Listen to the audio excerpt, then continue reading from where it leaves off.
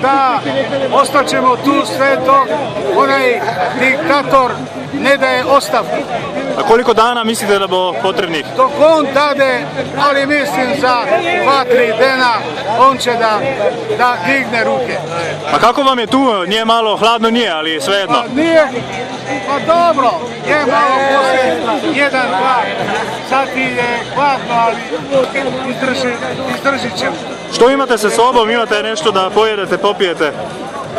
Imamo tu sendviče, napolitanke, ovošje i tako. Znači nije loše. Imamo sokove, vode i tako. Inače dobro, ostaćemo do kraja, dok ne srušimo ovaj posljednji diktator na ovih prostorima.